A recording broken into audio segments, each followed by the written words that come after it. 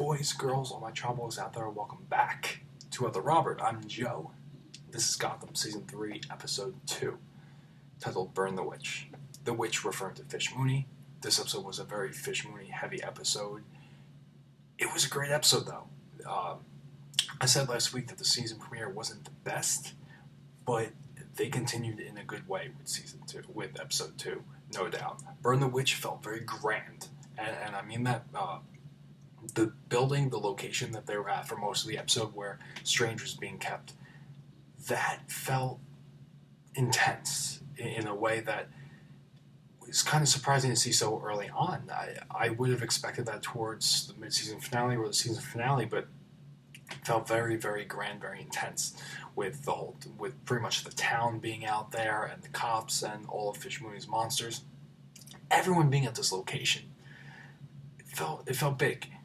And although it kind of had a sloppy ending, I'll talk about that in a couple moments, I thought it was very well done and a really fun episode. And I'm sold onto the season now. So, episode 1 didn't really do it for me, but episode 2, I'm into it. You know, they're doing good by this season so far. This episode was a great episode. Let's get into certain points. Gordon, I think it's great. What they're doing with him feels very Batman-esque in the sense that he's kind of this loose cannon in a way, kind of withdrawn individual, kind of trying to take out the crime in the city. Feels very prototype Batman. Proto-Batman. I said last week how there's a lot of protos in the show. We saw Proto-Killer Croc. We've seen Proto-Joker before a couple times. He's proto-Batman. And just the whole vibe about him, he seems much darker this season, very withdrawn, although his characters seem to have gotten big into alcohol. We'll see how that kind of plays into everything. But seems very proto-Batman. And I love the role he's playing right now, and it makes sense for Bruce Wayne to look at this and then it click one day he becomes Batman. Bruce becomes Batman.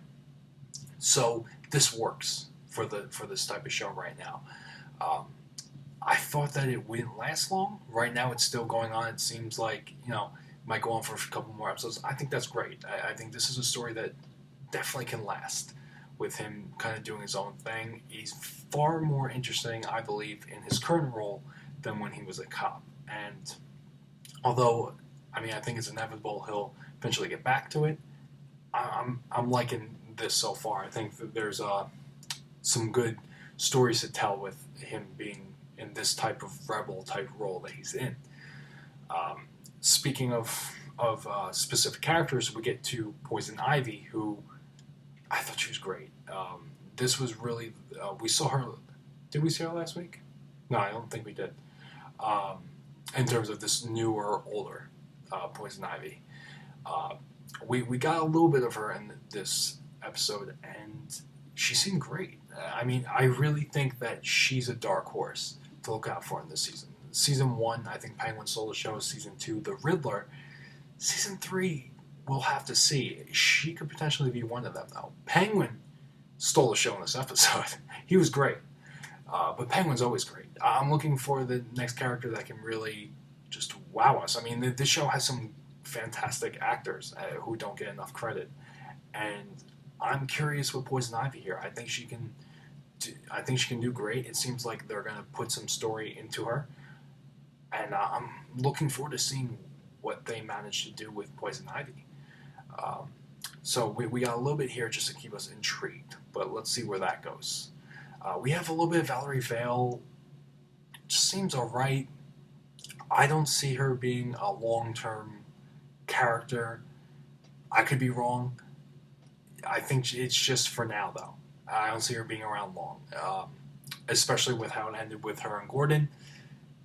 I think my prediction for the season is that she'll kind of be in the way of him and Lee, and I know Lee's with someone else now. Eventually, we'll see if he winds up back with Lee this season. But I think Valerie Vale, I think it's just to make this kind of a love triangle, square, whatever shape that you want to make this love situation. But interesting stuff there. Interesting that Lee is in fact back into the town.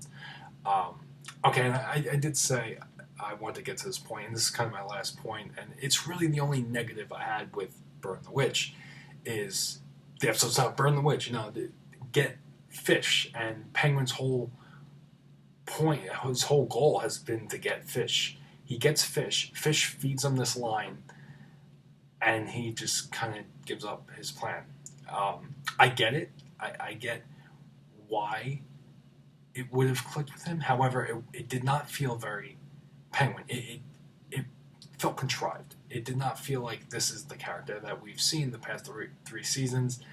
It didn't seem like he would be manipulated like that, because that's really what it felt like. Felt like manipulation. That's what Fish is. Fish is a manipulator now, and especially with her powers and everything. She is the master manipulator at this point in the show. So that's all I think that was her manipulating him. I say this in the Once Upon a Time videos on the channel, that villains lie. So, why did she not get rid of Penguin when she had the chance? She could have been telling the truth. No, she definitely could have been telling the truth. But I don't know. I don't know. I just don't want to take everything the villains say to heart. Take it for face value. But I don't know. Even still, Penguin just was kind of easily persuaded there. So it was kind of a sloppy ending. So Fish still got away with Strange. I don't know. I love Hugo Strange, although I said Riddler I thought stole the show in season 2. I thought Hugo Strange did a fantastic job. So looking forward to seeing more from him.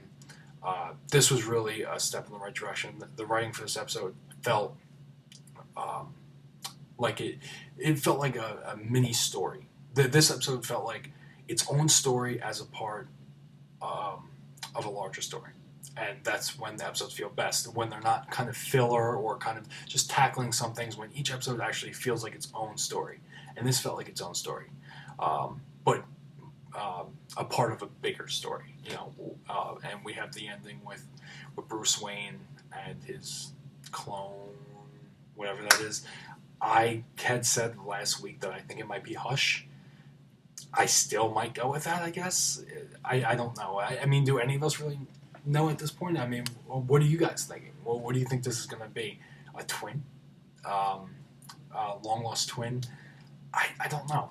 I don't really know, but I'm curious. I'm curious to see where that goes, especially since Bruce Wayne finally saw him in the second episode. I thought they were going to play it out for a while where they don't see each other, but no, Bruce Wayne now knows of the clone's existence.